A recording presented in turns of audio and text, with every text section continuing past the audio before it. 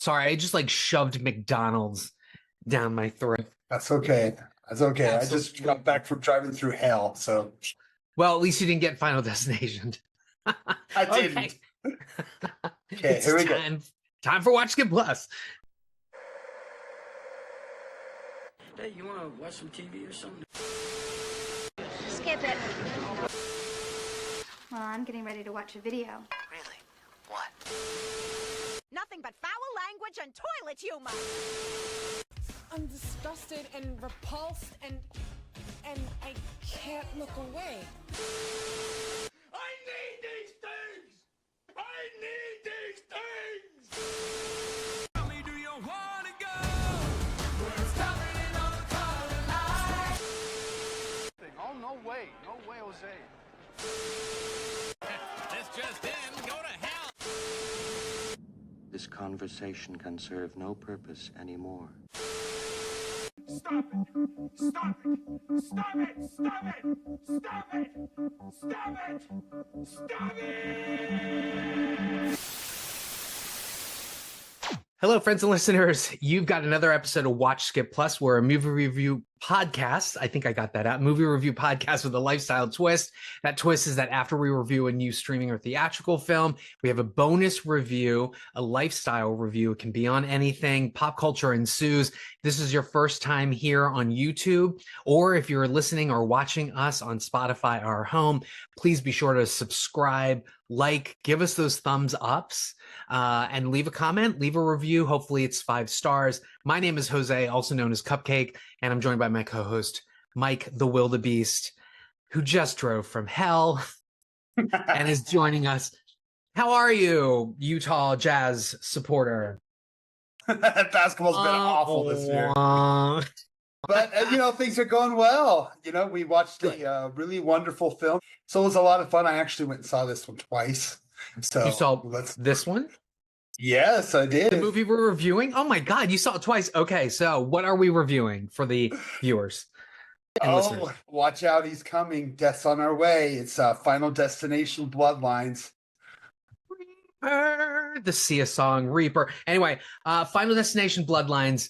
Were you the one who said it that like any film that has the title Bloodlines in it likely is going to suck? So I'm thinking of like Tremors 5 Bloodlines. There was something else that was Bloodlines too that was not very good. Anyway, Hellraiser movie. Hellraiser Bloodline. Yes. Although I'm waiting for that director's cut of Bloodline because it wasn't all that bad. Directed by Yeager, the special effects guy, but then I think he took his name off it because it was so terrible. Yes, there's a good movie in there somewhere. I mean, look, Adam Scott was in it, folks. How bad can it be? Okay, so Final Destination Bloodlines. Before we start that, I wanted to just sort of discuss this because Final Destination, in my mind, is a vaunted, is that the word? Vaunted, elevated horror series right up there with like Halloween, Night of the Living Dead, Nightmare on Elm Street, right? Yep. So what's your experience with Final Destination? Are you a Destinationer? Oh, yeah. Yes, I'm a big fan. I actually didn't see the first one until VHS right before the second one.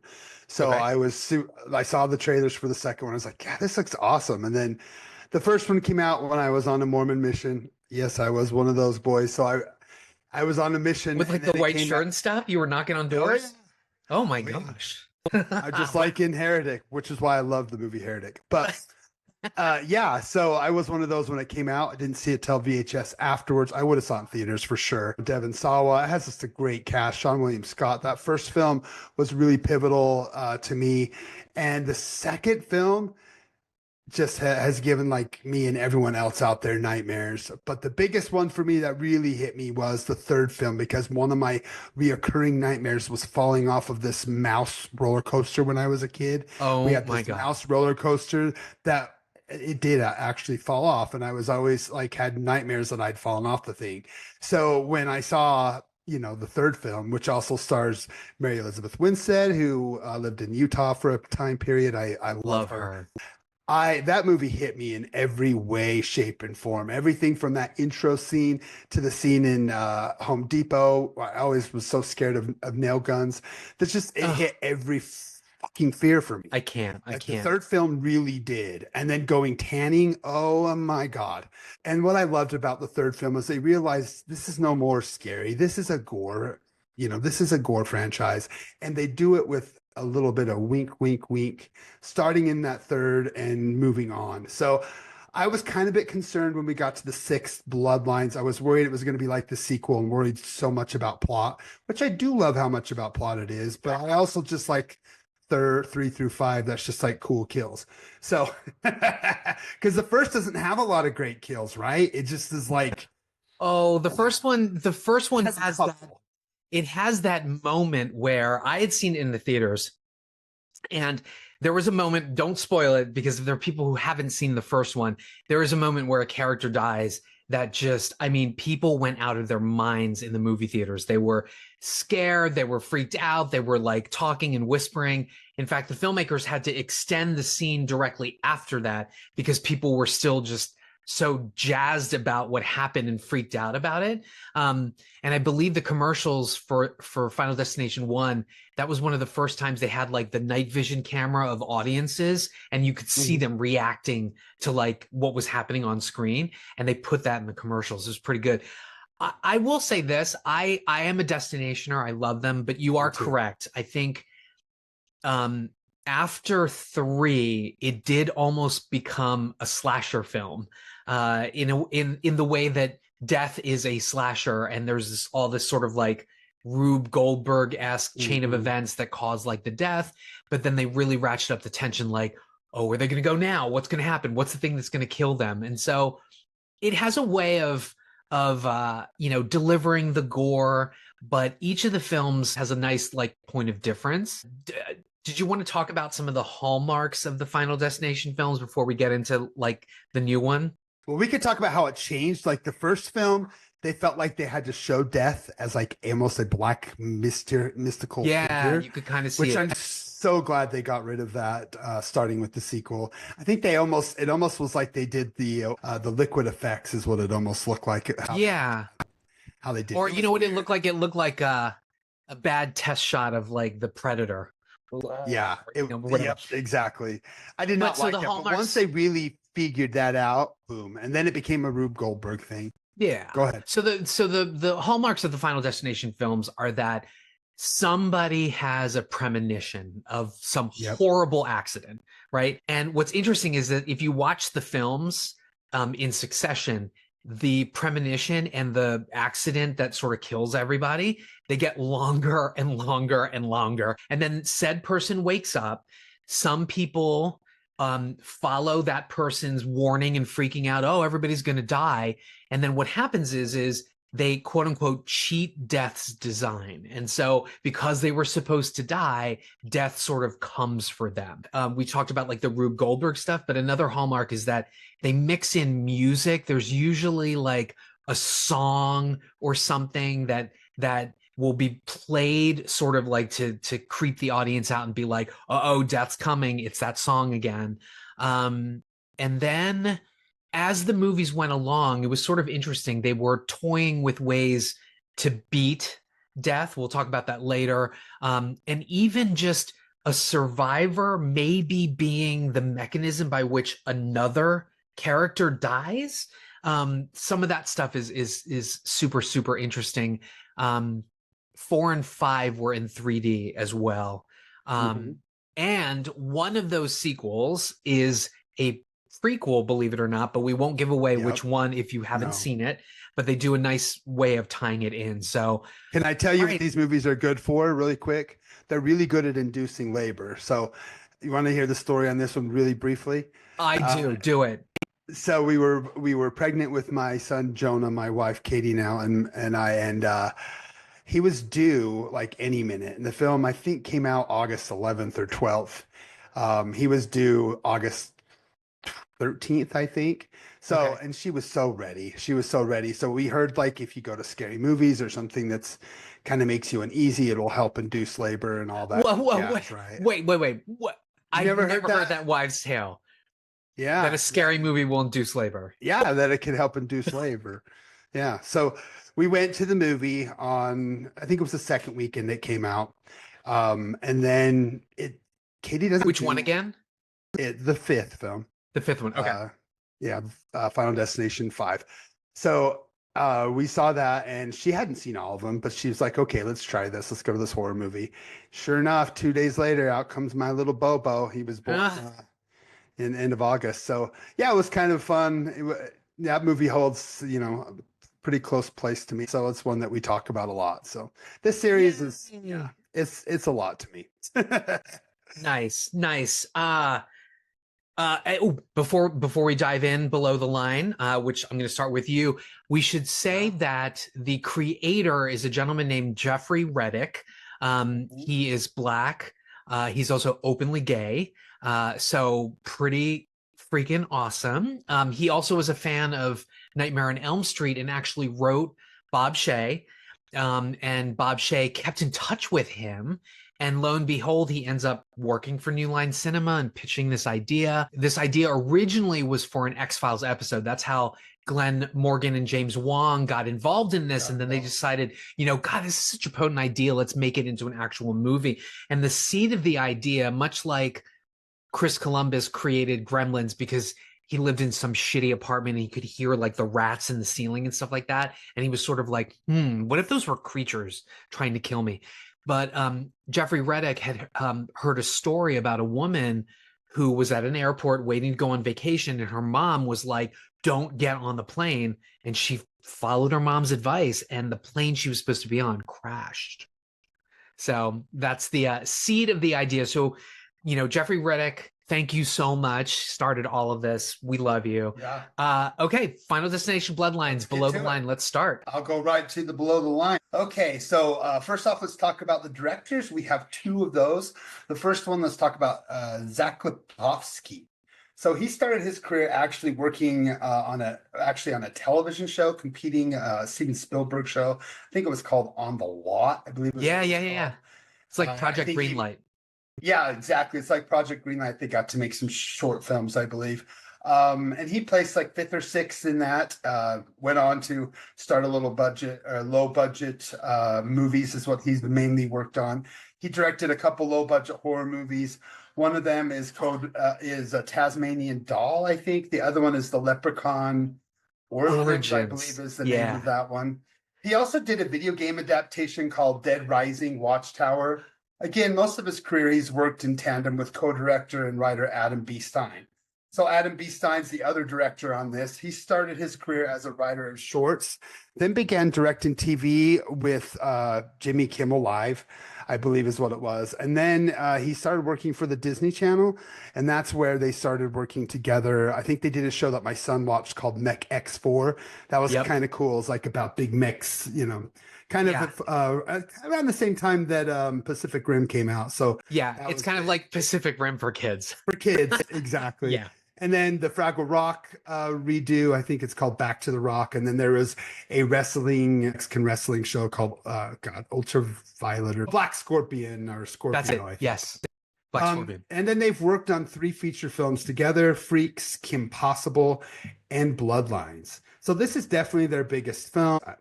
What do you think about these directors? Have you seen any of their previous work? Kim Possible, we should mention, is the live action Kim Possible. So yes, I saw it. It was fucking amazing. But I had also seen Freaks, actually, and it was not bad. I mean, we've seen films like that before. Fast Color comes to mind, but just gifted individuals, midget special. No, midnight special. So. Although midget special sounds really fucking interesting, but it's about like superpower gifted kids and there's like a, government that's hunting them or whatever. It's actually not a bad film. I actually kind of dug it. So it's nice to see these two guys pull this off and have a feature like that. Fun to see a couple guys come from the indie world kind of together. They started apart, came together, and now got a big gig here. Let's go right to writer producer John Watts. He actually wrote the first the first screenplay for the Bloodlines and kind of came up with the concept of Bloodlines and bringing it back. He's known for some Sundance films. He did a film called Clown and then Cop Car. Yep. And of course, the Tom Holland Spider-Man movies. So he was actually the one, him and his wife produced this, kind of helped get it started. John Watts, he is a huge Final Destination fan. And so he was like, I have an idea. And we should mention that the producers are Warren and Zide. They've been producing and EPing these movies since the beginning. So, yeah. Yeah, he got his start in horror, which if you haven't seen Clown, it's a great little dark horror comedy that I think it's well worth a watch. Everyone just make Troy watch it. We'll make Troy watch it. He loves it. Yes. Let's go on to another writer, Guy Busick. He actually is a horror writer. I believe he started in TV with Stand Against Evil. Then he went on and started collaborating with the Radio Silence guys and did a few films with them, including the Scream movies, as well as Abigail. Ready or Not, and Abigail. Yeah. Yep. So those are the films. And then we have one other writer. And again, these guys didn't work together. They each kind of came in and touched it and went through it. The last writer is Lori Evans Taylor. She's a writer and producer. Mainly, again, all these people came from the indie underground world. She recently has a horror thriller. Cellar Door with Scott Speedman, I remember. And Jordana Brewster. Lawrence Fishburne, I think, has a small role in that. That's really the only thing I recognize from her. I do know she's married to writer and producer David Cogshaw, who wrote the Orphan sequel, I believe. So they all kind of come together. So those are the writers. Did you ever watch Stand Against Evil or Castle Rock? You know what? I loved Castle Rock. I'm obsessed with it. Castle Rock, if you guys don't know, that's a Hulu show that takes place in the Stephen King universe. And so a character named Annie Wilkes shows up in season 2. But even just on its own as kind of like a supernatural kind of like thriller, it's great. But there's all these Stephen King Easter eggs. So if you're a huge fan, dive in. I loved Castle Rock. But I never got to see Stand versus Evil against it. It's fun. It's fun. I think it was on IFC channel back in the day. I watched the first season and then it became a hit on Netflix after that. But all of the films that he's done with Radio Silence, starting with Ready or Not, have been a lot of fun, except Scream 5. We won't go there. Okay, let's go. Change your mind about Jack Quaid. Okay. I do like Jack Quaid. And we'll talk a little bit more about that stuff. Cinematographer, Christian Sabalt is his name. He actually started his career when I was looking back in a lot of like psychosexual thrillers from the 80s and 90s. So he worked. Yeah, man. So he started, and you can kind of tell when the movie starts, it kind of has this like old 80s Skinemax vibe to it, the way it was shot, so airy. So I totally, when I went back and looked, I was like, oh my gosh, this guy did a movie called Scorned, an old psychosexual thriller, another one called Mortal Passions, Caroline at Midnight, I think. Caroline at Midnight was my jam. Yep, romantic sexual thrillers. And this definitely has that cool vibe to it. And then he went on and did some stuff like a Casper and Addams Family sequel direct to video, and did a bunch of work on TV shows like Rush Hours, Lucifer, Grey's Anatomy. So definitely this is a step up for him. And I really thought the cinematography as we get into this film was actually probably the best of the series. The last name I wanted to touch on before we get to you in the cast is the editor, Abrina Pitre. They started working with Lipovsky and Stein on Freaks, I believe, and then worked with them on Kim Possible together, but mainly worked on TV shows. Some of them I wrote down was something called Fakes, The Imperfects, and recently Love, Death, and Robots. And also besides this, they did the Clown in the Cornfield movie that just came out. Oh yeah, how was that? I haven't seen it yet. I'm actually reading the book. I'm about halfway through it. So then I want to wait and watch it in Halloween with the kids.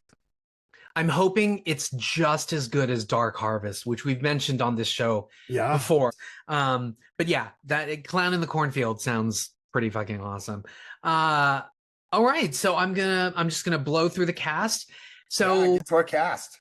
Like Pauly G says on The Comeback, get used to it, as in a lot of these actors are either from the Canadian film industry, and so they've been in a lot of television, or they are television actors just establishing themselves. So yeah, get used to it, folks. We've got our leads are Katlyn Santa Juana and TWO Briones. The reason why I have to shout the both of them out is because they're both Filipino. And so Filipino represent. It's so nice to see the representation. I am Filipino. People often think I'm Hispanic because of my name, Jose, but yeah. So Katlyn Santa Juana, she has done a lot of musical theater in terms of her background. Did a film 2022, The Friendship Game, which I haven't seen. She's done some TV. This is her first really, really big role. Also, she's part Slovak, I think, Czech or Slovak, something like that. Very pretty. TWO Briones, many will know him from his role in Chucky. Devon Sawa was actually playing his dad, which is interesting. I was like, what? But he is growing up to be a very gorgeous guy. He's 19. But he has been acting as a kid for quite some time. Again, Chucky, but he's also been in Ratched. That's the Nurse Ratched series.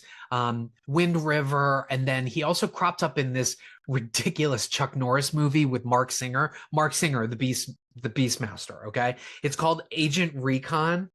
I've never heard of it. It's really bad, but Chuck Norris it's streaming. Don't watch it. Okay. And then next up we have from the trailers with all his piercings, Richard Harmon. Ironic that his name is Richard because he often plays dicks. And this is actually a compliment because what I love about Richard Harmon is that he has a very, very unique look, right? Like I think he and David Dastmalchian should probably make a movie together because they're both like, they both have unique looks. They have interesting noses, if I'm going to say that. Pale skin, dark hair.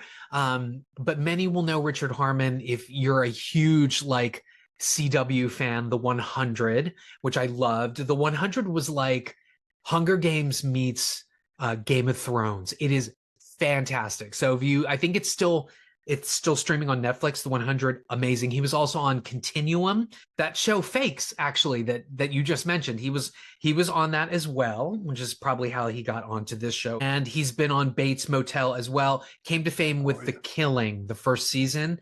That was a remake of the Dutch series Verbrijdelsen, I think is what it was called. But The Killing, great show. We have next Owen Patrick Joyner. He is a Nickelodeon kid. And so he was in something called 100 Things to Do Before High School, which not coincidentally also stars Isabella Merced, who was in Alien Romulus and one of my favorite films, Madam Web. And then he was also in some show called like The Thundermans or something like that. But many may know him from Julie and the Phantoms. It was sort of like a short-lived musical Netflix series about a dead boy band, and she like resurrects them and tries to get them singing again. Julie and the Phantoms. Yes. I watched it. It's kind of cute. It's really cute, actually. And then, of course, he's on something called Night Squad, which again, it's a Nickelodeon show about these guys who are in a school for like wizardry and training to be knights. So really, really cute. Speaking of Nickelodeon, another star we have here is Breck Basinger. And for a second there, I thought, well, Kim Basinger, in fact, started as a Breck model for the Breck shampoo. So I was like, okay, it's her daughter. She's not related to Kim Basinger at all, folks. Sorry. Although she does have that kind of like busty blonde look going on. So who knows? But she also is a Nickelodeon kid. She started on Bella and the Bulldogs. I don't know what that is. But then she ended up in School of Rock. She's probably best known as the CW's Stargirl. And she also cropped up in one of the 47 Meters Down sequels.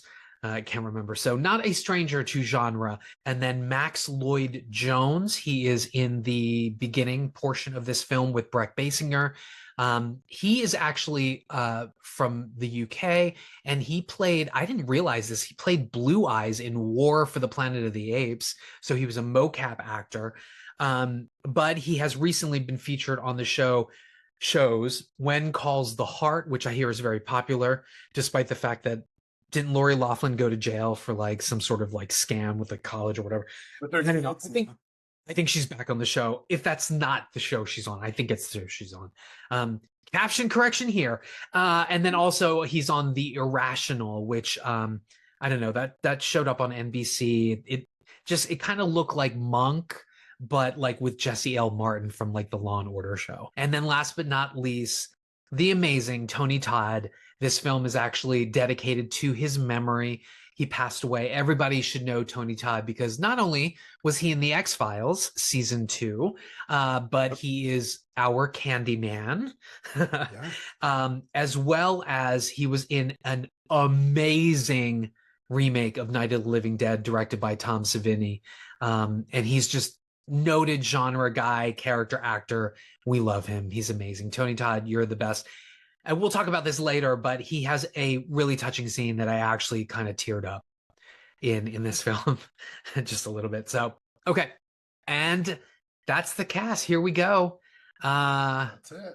I'm going to say you get to start first since I started spoiler-free reviews last time. What are your spoiler-free thoughts on the number 6 Final Destination Bloodlines? My spoiler-free thoughts on Bloodlines is that to me, this is up there, upper tier in the franchise. It looks good. Let's go ahead and get to the nitty of the plot. So the plot, it actually starts, I think it's the 50s or 60s in the top of a restaurant, which this outdrops Drop. Going back to Drop, another film we reviewed about a big, beautiful restaurant at the top of a building. This is it almost looks like the Sky Needle that they're trying to say it is, but I don't think we ever really know where these movies take place or what specific cities. But something that looks like the Sky Needle has some big fancy restaurant that's new to open in the 60s. And as she's having premonitions is what's going to happen, we think. And we basically follow her as the entire place falls and crumbles. And boom, all of a sudden we wake up and the premonition wasn't hers. This time the premonition was of the granddaughter. Then we follow in modern day, death follows family members who, if basically the concept is if they were on that, inside that restaurant, it was supposed to crumble and it actually didn't. So anyone who survived on that and everybody who they sired, all their children and grandchildren, are who death is after. I thought it was brilliant. I thought it was fun. I thought that the death scenes are some of the best in the franchise. And after every single one, they do such a good job of building. They've gotten better and better and better. I think they really started in the third film where I really felt like they really figured out how to build them up and then kind of fill us full of MacGuffins. And then boom, we get some shocking death. And I cheered after every single death this time. I just had so much fun with this film.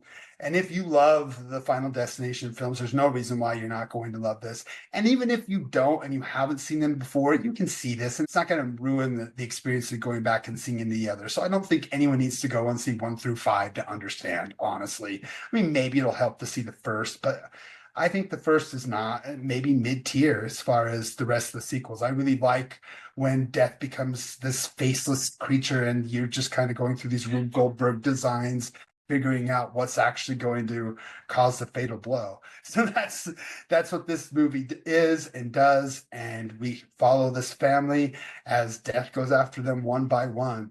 Just so much fun, so well done, some great gore. Of course, we get too much reliance on CGI gore. You can't get too up in arms about that. It is what it is, as our buddy Sandy says. If you like horror movies, you just got to let digital blood be digital. It's a cheap way of doing it, and there's a lot of digital blood, unfortunately. But still, for me, this is a big old hard-on watch. I had a blast with this. Hard watch for me. Had a good time. What about you, Jose? Well, so as a destinationer, after the first 3, there are definitely diminishing returns. Like they fell into a certain routine, and by the time the Final Destination, which is the 4th film, and then Final Destination 5 kind of rolled around, it sort of had become pat, and it just was like, oh, let's just go and see gore. And I think what I missed and what I love so much about the first film is that it really was, you know, supernatural in nature. You know, it was really like super cool that way. And Final Destination 5 was back in 2011, right? So this is like 14 years later, and they're rebooting the series. And I, you know, just as an entree point, I think this is super great. It's fun.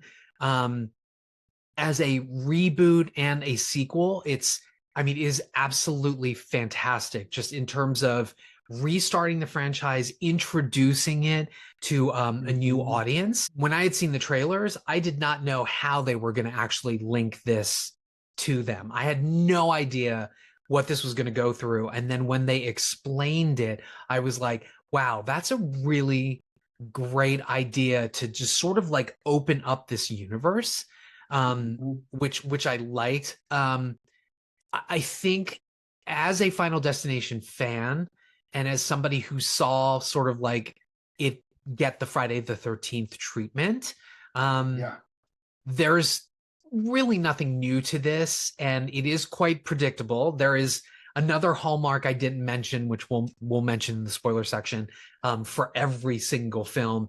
But again, it's just, look, you come to these things for the gore, for the sequences, to see how people are dispatched, to see who makes it out.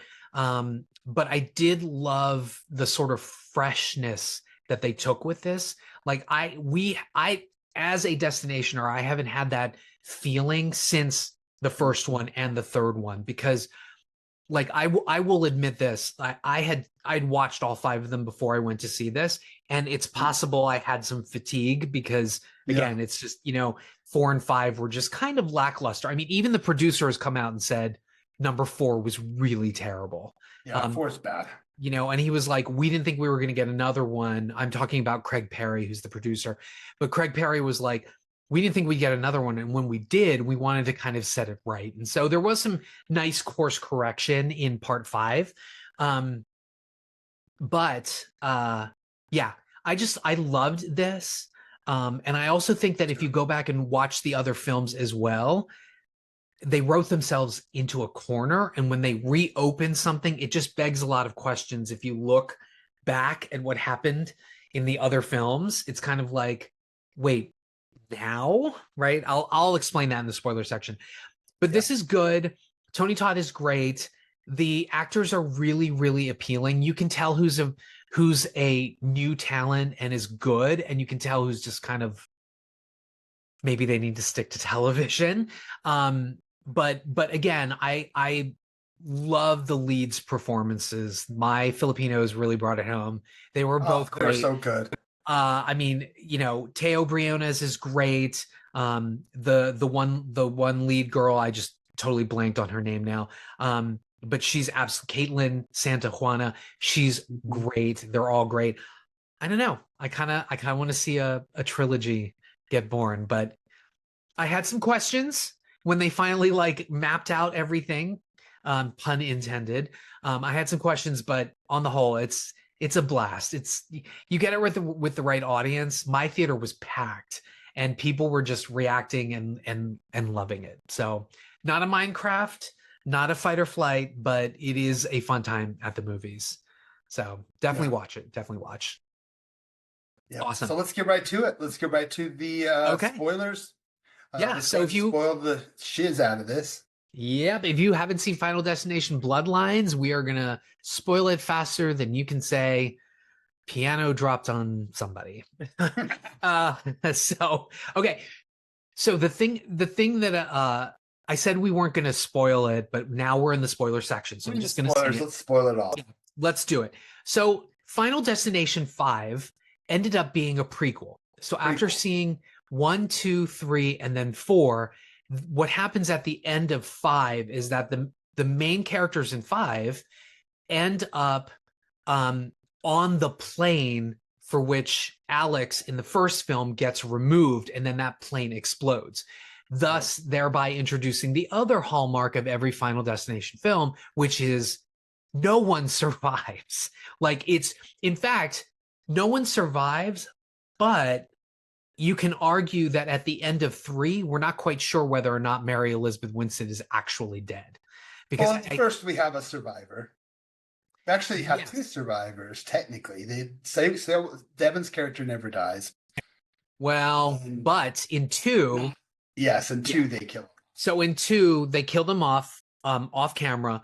Clear gets killed, but killed in 2. Kimberly, AJ Cook, technically survived. And they actually they name drop her in this movie, which I think is great. Yeah. Another great little Easter egg, right? Yeah. The other Easter egg I wanted to say was that, so just to spoil the shiz out of it, it turns out, that at the beginning, it's everybody who should have died in that accident. All of the kids and the offspring that they spawned in their family tree, they were not supposed to exist. And so they all cheated death's design. And so the conceit of this film is that the reason why it's taken so long for them to catch up to the leads is because death was backfilling the rest of it and going through all of these bloodlines and killing people. And it just so happened her family was up next. I don't know if they're like the end of the family to seal the deal, because the grandmother, who has this whole book which is full of fun references to the other films, but she's basically hold herself up like what's her face from Halloween. She has like this compound that has like traps or whatever, and everything's like set things to tell her when death is coming. But the other conceit of this film, and this is something that they actually introduced in part 5, which is the only way to escape this is you have to die, meaning you die, and if you somehow come back and survive that, you end the chain, because technically you've been killed already. You're dead, right? Yes. We saw that in 2 and all that other stuff. That in 2. But in 5, they introduced the idea that if you take someone's life, that you can then break the cycle. And the reason why I said that they wrote themselves into a corner is because if 5 is a prequel, and if in 5 they introduce this taking the life thing, Tony Todd is the character. He's a coroner, William John Bloodsworth. And in this film, he is revealed to be JB, who we find out later is James Bloodworth, William James Bloodworth, but he's also the black kid in the beginning who gets saved. Yes, from the premonition. But I called it. I was like, that's Bloodworth, right? But then when I almost got thrown off by the JB thing, and I was like, wait, his name is William. And I'm like, oh, I bet it's like William J. Bloodworth. Anyway, but Tony Todd in 5 tells them you have to take a life, which begs the question, if it's the prequel, why didn't anybody in the other films suggest? Why didn't he say it in the first life? Right. Why didn't he say it in the first one when they go to see him? So it's kind of like they wrote themselves in the corner, but I think at this point they're starting anew, so have fun with it. But Tony Todd does show up in this, and I had to tear up when I saw that, because he was like, well, here's how you beat it. And they're like, oh, are you going to help us? Don't just leave us. And he's like, you know what? I'm going to enjoy the life that I have left, and I suggest you guys do the same. And then he just is like, good luck, and then walks out the door. Oh my God. I want his last film, and he looked sickly. You could tell it was his last film. Yeah, you could tell, but man, he has a presence, man. Can't even all of that. Oh my God. It was just a joy to see him. But yeah, let's talk about some of these deaths. Okay. We got like Dead Alive. The father gets like slammed with that lawnmower or whatever. Lawnmower on the head. Yep. I did like the twist that Richard Harmon was an illegitimate child. And so he had half of the blood of the parents, which is why he got caught in that sort of trap that we saw in the trailer. But he didn't die because he's not technically related. He's only half blood. So I thought that was pretty interesting. That was cool. Yeah. But he's just an idiot. He's just an idiot. That's why he got He's just a fool. That's exactly. But they teed it up because he sort of was like, oh, I can't be killed. Oh, he got killed. I love this. Death Like, by the MRI machine. oh my God. First of all, doesn't everybody know you cannot be near an MRI? And they've already teed it up that he's a tattoo artist and he's got all these piercings. So the best part is this MRI gets turned on and like all his piercings are getting ripped out. It's getting ripped out of like his nipples. Sure enough, he pierces his dick and you can see it like coming out of his pants. Oh my God. And then the wheelchair thing. And then he gets, inverted gruesome, oh God, gruesome. so awesome. But you know what? I called it like so it starts out with the vending machine and he like breaks it and then the spring thing comes off and then like it flies right out and goes into like, oh my God, it was crazy. Oh God, I loved that death. There's just every death in this was great, but they also were reminiscent. The one with the spring one to the head reminds me of the engine hitting him in the head in 3. And yes. I went back and rewatched the first 2 and I started 3. I didn't get through it. Those first 3 are just perfection. And I like 5 a lot more than 4. I actually like 5 on par with, again, I don't love the first one as much as most because to me, I love the first one. I think it falls to that decade, that era of horror that's just not scary. It wasn't funny. It's I don't know. It's just kind of there. And it's one of my least favorite, honestly. It was an interesting point of difference. I didn't like 2 because, first of all, it's one of the worst acted movies next to 4. Okay, and the comedy in part 2 is just such a whiplash from the seriousness of everything else. Yeah. You've got John Cherry as the stoner guy, and then the black guy who's like just so overwrought, and he's like, I don't deserve. Oh my God, it's too much. But jokes are so bad in that. But then 3 is really fantastic because it takes that sort of like Omen sort of thing. Another hallmark is, you know, they teach you have to learn to look out for the signs. But in 3, they went the Omen route. It was the pictures that she took that were clues as to how people would die. And then figuring out how, it always goes, another landmark we didn't really mention is you have to find out when you were supposed to die, and you're killed in that order. So finding that order. In the first movie, it bugs me so much how he never just says it. Like, tell them so they can try to figure it out. I want to freaking coke Devon Sawa the whole time I rewatched it. I was like, tell them, you freaking idiot. And he doesn't tell them, but telling them really helps you kind of be on your A game. And I love that twist, like you talked about, where they think it's the tattoo brother and it ends up not being him. So just so many fun little things, twisting landmarks, twisting things that we come to expect, and just doing it in such a fun, ribald way. But you know what I love about this film is there are payoffs to things. Like as these movies are going along and you're watching them, remember in the first film, Alex goes through this like insane obsessive portion where he locks himself in his room and he's taping things up and all of that stuff. There is a payoff to that because they do that in 4, and then Grandma builds a compound around that very idea.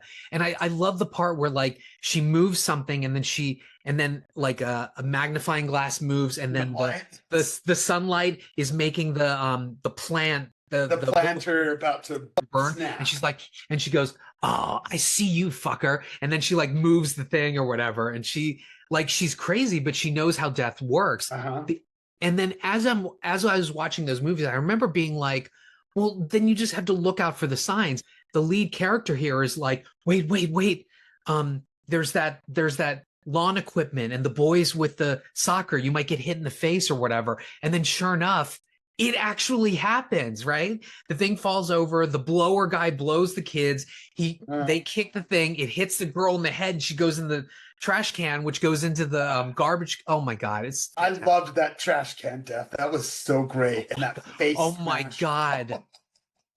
The people in my row, I think they thought that it was going to cut away, but you literally just see her face get smashed, and it's whoa. It's awesome. Whoa.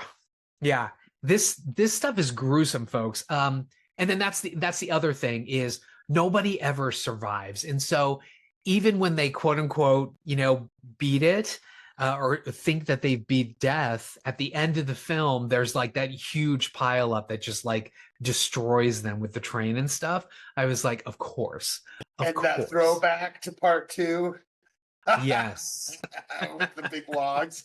Yes, I Yes. I screamed, and I was just like, thank you.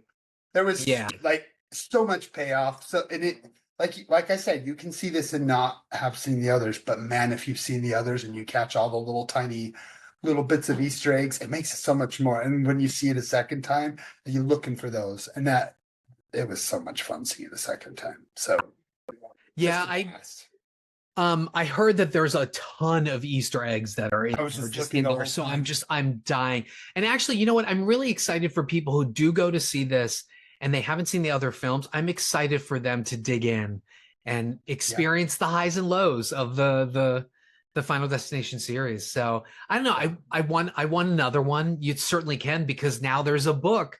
There's a book like the Necronomicon that we can, It'll follow. try to beat death. Yeah. Yeah, and It's also, interesting. of course, everybody dies, but that book's going to survive, and someone's going to get their hands on it, and they'll be related to that whole event, and there'll be some other kind of twist. So, I just want more. I'm excited for what they did, and I want to see what else we can get. And bravo, these directors who, this is like their first big time getting a hold of some money. Everything else they did was either TV or $5 million budget. So this definitely, and it was a huge hit, made like over $100 million globally on its first weekend. That's huge. So it's doing really good. Apparently, so when they, I think Variety and Deadline did a thing where they looked at the hold from like the preview to Friday to Saturday. It's not as good as the hold for 5, I think is what they were saying, and then 2, but it still registered a really, really good hold. And I'm telling you, Hollywood was built on the back of horror films like this. And so I know people, some people frown on horror and they think it's like a low form of entertainment, but there's a reason these things are front loaded, because people love horror. And if you find the right kind of horror film, something like this that'll keep them coming back, it's great. It's good. I hope that there's more. Definitely. Me too. So awesome. So watch for me. Watch everybody. Go out and see it. It's pretty fantastic. Yeah. And don't. I would say don't wait. Go and then dig into the other films. They're all on Max. They're all streaming. So go for it. Okay. Awesome. Let's start with you with a plus. You want to start with me in the big one? Okay. So this weekend I went just barely. I went with my daughter Olivia and my son Eddie to the 6th Kilby Court Block Festival Block Party, I believe it's called, which started out as a celebration for our local independent venue called Kilby Court. Kilby Court's a little tiny, fits maybe 150 to 200 people venue that's kind of built on independent acts. And it's an all ages venue. So it's always been a place for young people to go and celebrate and get into new types of indie music, stuff you wouldn't hear on the radio. And that led to like bands like Death Cab for Cutie played one of their first shows there. And then of course they were brought in for the first version in 2019. Of what they were celebrating, their 20th birthday. And the Kilby Block Party now, on its 6th year, is competing with the likes of Coachella as one of the more premier music festivals on the independent side, mainly focusing on indie and alternative bands from the 80s, 90s, and now. So it started on Thursday of this past week. It went Thursday, Friday, Saturday, Sunday. I only went on Saturday as a local. I don't know how people do these 4-day things and just all day, every day. And I know. I mean, but Thursday. It's almost like it's almost going like to a festival for movies. Yeah, it's similar. Yep, very similar. Except you're outdoor and you never have a break. So it's like you're just going from show to show to show to show, especially if you like all the bands. So the first night, the big headliners was Devo and New Order. I heard from all my friends who went, said it was amazing. The third night or the second night was mainly like dreamy indie pop bands. So Rilo Kiley, who our friend Jared Dennison loves, they got together for the first time after like 17 years of being apart and came back together on tour. Another great dream pop band called Beach House was the big headliner. So those two brought in a ton of people. If you're into that kind of shoegaze, dream pop, which I know some of our listeners are, Jeremy Kinney, wink, wink. He loves that kind of stuff. And then I went on Saturday, which was amazing. The big headliner was Weezer, who was doing the Blue album. Basically, I love Weezer's first 3 albums, mainly the first 2. After that, but this tour, they literally played 15 of their first 20 songs that they released. Wow. So if you love the first 2 albums and you had a chance to see this tour, man, it was amazing. They had these graphics and River kind of brings you through this journey going through space to the blue planet. Kind of corny and cheesy, ends up coming out in like some kind of a Star Trek thing, but you get to hear all the hits over an hour and 40 minutes. So that's who I came to see, was the Weezer show, and it was a brilliant headliner. My kid actually went Sunday, which was the last day, and the headliners that day were TV on the Radio, who are amazing. I love them so much. And Justice, which if you like dance music, especially like Daft Punk, Justice have been are kind of this generation's version of them.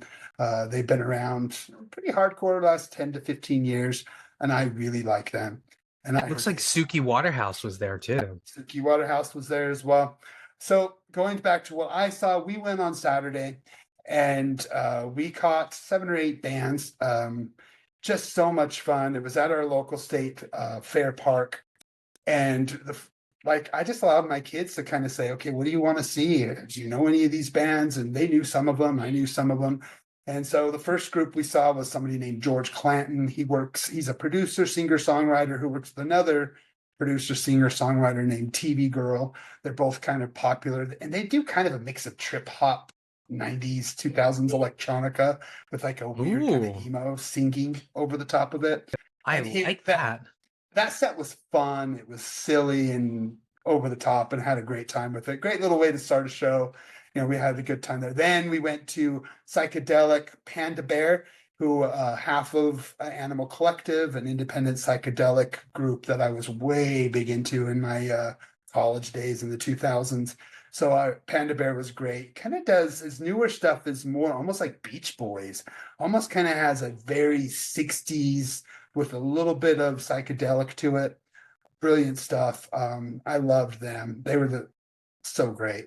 And then I also got to see Gang of Four, who are a great punk band from the 70s. They're on their last tour, and they played their first album, Entertainment, from 1978, all the way from front to back. Then you got to hear Damaged Goods. And it was a lot of fun. And that show was mainly like 40, 50-year-olds and their kids. And it was fun because a lot of these, like, all of a sudden in the middle of the show, a bunch of 12 to 15-year-old kids start moshing and like start crowd surfing their dads.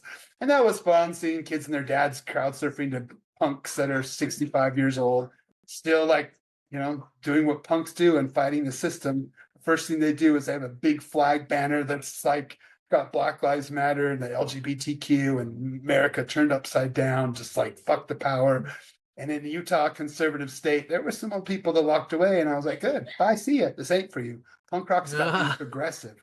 Punk rock's about being angry. And if you aren't angry about what's going on right now, you're a fool. And so seeing these 65 to 70-year-olds filling it and just like, yeah, fuck you, Trump, let's play, and just rocking was amazing. Nice. It was just a great day. And then we saw another wonderful band called Wallows.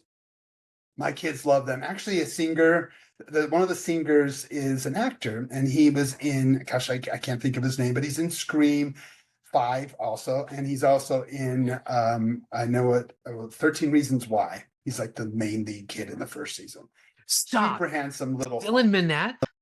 Dylan Minnette, yeah. Short guy, super hunk, and they sound like Rooney, who did the song California. They do very. Wait, what's the name of the band? I don't think they're listed on here. Interesting. I don't think they were listed on the poster. They're the second to last headliner right before we. Oh, it says Wallows. Yeah, got it. Okay. Wallows. Yep. And they're a cool band. Like, it reminded me a lot of Rooney, a lot of like Cali pop rock, just airy, fun. And there's 4 people, and 3 of them take turns singing. So if you like Jonas Brothers and you like Hanson and you like stuff like that, I like Dylan Minnette. and you like a little hunk. He looks like a little gosh, he looked like Tom Cruise like when he was young. Really? Like on stage. Short guy. You know, he retired from acting, I think. Yeah, and he's basically. 100% in this band, and he's got groupies, man. Those girls loved him. I couldn't believe how packed the crowd was for them. I thought everyone was get in line, wenches. Wolf, they loved him. And then, of course, it ended with Weezer. And I saw a couple little bands I'd never heard of. Just mention a little group called Wisp that does kind of anime Japanese style rock. It's kind of like a post-rock sound with this little Asian voice singing. But so cool. Great wall of sound. Montel Fish is another artist we saw who reminded me of The Weeknd and Frank Ocean. And The Weeknd had a new movie that came out as well lately. So overall, I say bomb. It was a bomb. Overall, I say the Kilby Block Party Festival. If you're out of state and you want to go to a really cool festival and not deal with Coachella and see some similar bands, come and take a look. We were at our 6th year. Last year, we did Death Cab for Cutie and Postal Service reunion. That was amazing. I'm just excited to see what's next year, and all my kids are so excited to go. Eddie and Liv had a blast. So all in all, I say definitely give this a chance. Oh, one more band I gotta say, a local, IDK How, started as the Brobecks, the U of U days, and my friend who came with me was a groupie. She loved them, and it was fun seeing them come back together. They had a big show, quite a crowd, because I mean their heyday was 20 years ago as the Brobecks, and the lead singer had gone on and done this IDK How that's actually quite big. And my son Eddie, I had no idea that he was so into them, and him and my friend were just like groupies, singing at the top of their lungs every song. That's so cool. So much fun. Again, when you get a chance to hang out with your adult kids, if you're an older guy like me and you have kids or nephews and nieces, get a chance to go out. You know, if they're adults, 21 or older, let them have a beer with you, go to a show, just have fun with your kids. That's one thing I just wish I did with my parents and grandparents. So overall, go to the Kilby Block Festival. I loved it. I hope to see some friends there next year. It's always in May, so probably May 2026. Yeah, if you guys are interested, kilbyblockparty.com, and that's KILBY, blockparty.com. You covered some of this. The Independent Music Festival started in 2019. This is their 6th year. It's in Salt Lake City in Kilby Court.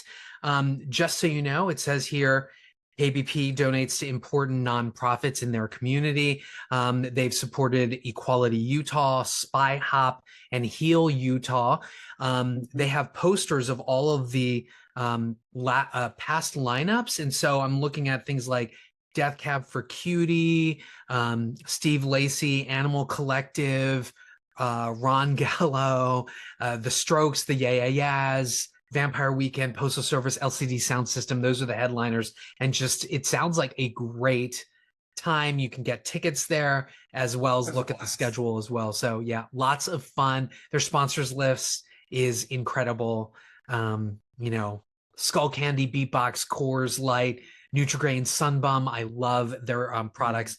Yeah, looks like a fun time.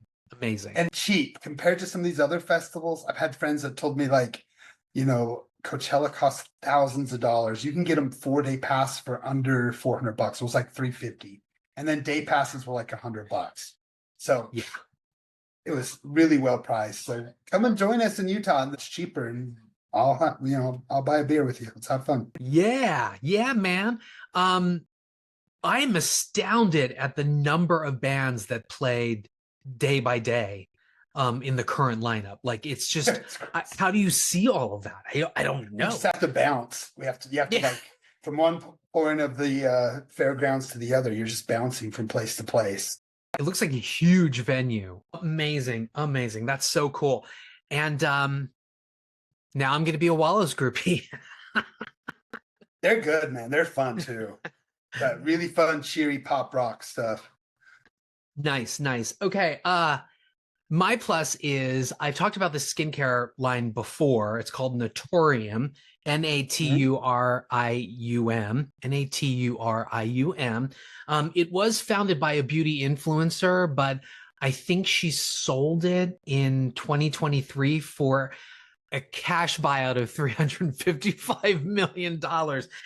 Anyway, she founded it, but you know what? I mean, I absolutely love the product. So I just wanted to spotlight a couple things that I ended up doing. I splurged and got the entire peptide line. So peptides are basically like amino acids or proteins.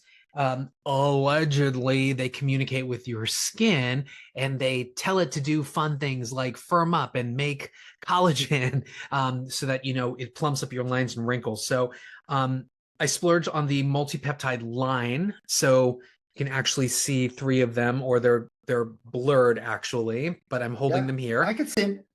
Yeah. So I did the multi-peptide eye, which is great. It actually has squalene and hyaluronic acid as well as your peptides. So basically it improves the look of dark circles and visually smooths lines and wrinkles. And then, of course, the multi-peptide moisturizer for the face comes in a nice little pump. So it's hygienic. You're not... The other big peptide cream on the market is Olay Regenerist, but I just hate putting my fingers like in a jar, right?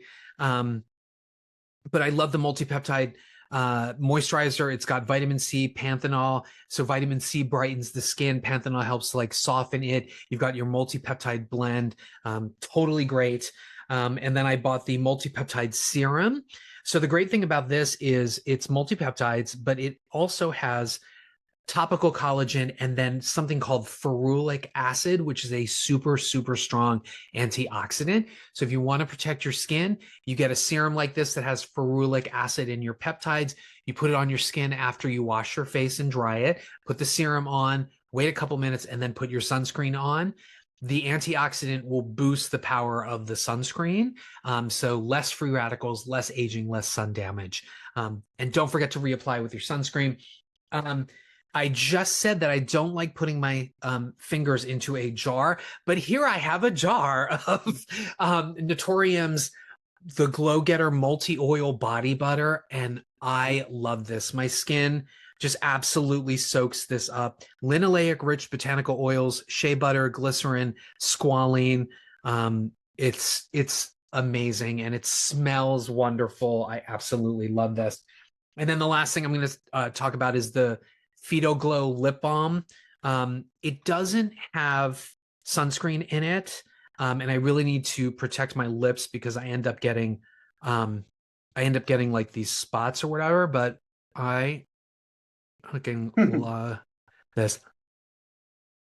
It's all over my lips, but I love it. Peachy and wonderful. All glossed up and ready to go. So Ready to go, baby. That's Naturium. Great stuff. Check it out. They pride themselves on using a lot of like clean ingredients, so they're not a completely natural line, but they test the pH, and so they will actually list the pH of things. My skin can't really handle anything like over like a 5.75, so I don't use a lot of their stuff. Or a ton of their stuff, but the pH and the face stuff is absolutely amazing. The body butter, I'm sorry, is like it's like a 4.4. So I love it. I love it. I love it. Good stuff. What are we doing next week? Do we know? Oh, it's it's Mission Impossible. Oh my God. So listen, Troy loves Tom Cruise. And we were kind of going through this argument about how I was like, well, Tom Cruise is really nobody without 2 people, Paula Wagner and Christopher McQuarrie. If you don't know who these people are, we'll certainly start talking about them on the next episode. Look them up. Behind every great leading man are the people that help to support him and give you the entertainment. So, but I feel like I read that the movie costs like $400 million. Yeah, and it's 3 hours long. I will say I had an issue with Dead Reckoning Part 1 being so goddamn long, but man, was that a fun ride though. I heard it's 173 minutes. My God, I'll be Tom Cruise's age when it's done. Okay. Anyway. Strangely, and again, I don't mean to dog Tom Cruise or whatever, but strangely, he's really looking his age lately. He has been. And but there's a part of me that's kind of like, well, good for him for not getting injected and getting like, fillers and stretched or whatever. He said he's going to be making movies until he's 100. So he says he never wants to retire in the newest interview I saw. I also read a similar type interview with the Chinese Tom Cruise, and that would be Jackie Chan. And Jackie Chan said that he will continue to do his own stunts until he retires, which is never. So there you go. There you go. Yep. Why are they not in a movie together yet? Why has that not happened? Who has not thought of this? And Tom is he's such a cheerleader for the film world. Like you saw what his posts all over social with Sinners, and he's just such a big cheerleader for overall movies.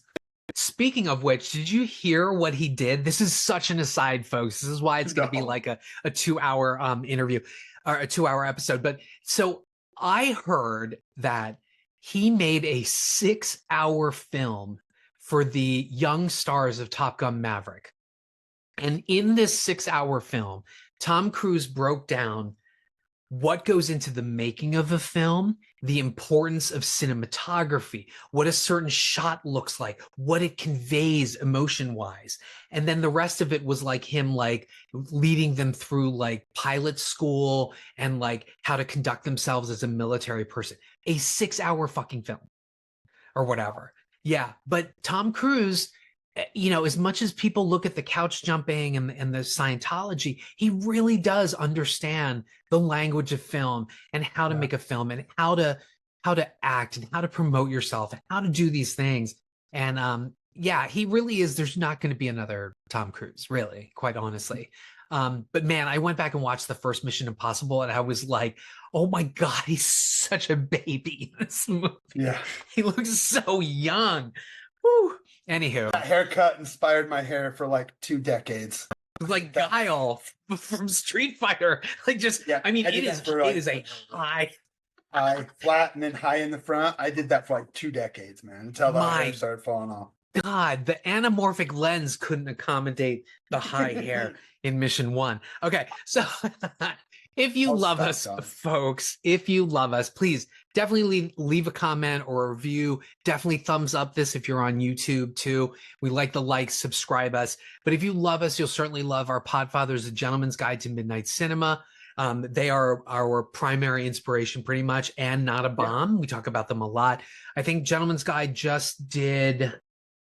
they just released Andromeda Strain, the original written by Michael Crichton, who went on to write Jurassic Park, Disclosure, all these other films, novels that turned into films. And then I believe Not a Bomb just released the remake of Dale and Tucker and Dale. Yes. So Tucker and Dale versus Evil is a cult horror comedy. And there was a Korean remake of it, which I think was called like Handsome Guys or something. Handsome Guys, that's what it is. Yeah, it's called Handsome Guys. And so Not a Bomb is reviewing that because Troy loves Tucker and Dale versus Evil. It really is a great movie. Did he see Clown in a Cornfield? Same director. Did he see that? It's the same director, and sadly, this director hasn't done much since Tucker versus Dale.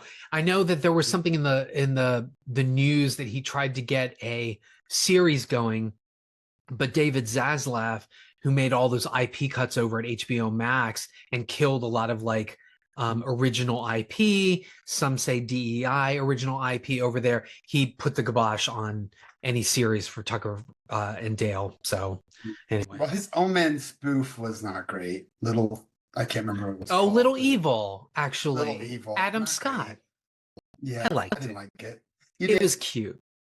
I think that's probably when people say, "Why didn't you do anything?" I say that one killed his career. maybe not. Hopefully, Clown in a Dark Harvest, whatever, will be a success. Yeah. Out of the Dark Harvest. You also love Night of the Living podcast, Wild Dream podcast, Death by DVD, Raiders of the podcast. Tyler, eventually it's going to happen, is what I'm going to say. They talk all about you. You have the latest episode is awesome. They certainly did. They absolutely did. Backlook Cinema podcast with Zoe, and now for something a little bit different. That's our YouTube brother John Horgan. He actually recently got restarted, put up a new clip, a new episode. So he's starting back. Dive in, folks. Caliber 9 from Outer Space, Feminine Critique and Talk Without Rhythm with Goro. Short parting thoughts, Wildebeest. What you got? Watch out for death. He's always coming for you. Yeah, you can't cheat death, folks. And you just got to enjoy life, but look out for those signs. Look out for the signs. But go out, live exhibition, go and see film, go out to concerts, and take your kids to the movies or to concerts, live music, whatever. Get them out there. Yeah. Support the arts, folks. Exactly. Support the arts. Get out there, live life, enjoy life. Support physical media as well and exhibition. And as always, be kind, be open, be vulnerable. That's where the art is. And we will see you next week. Dun, dun, dun, dun, dun, dun, dun, dun, dun, dun. Bye-bye. Bye-bye. That was a good one.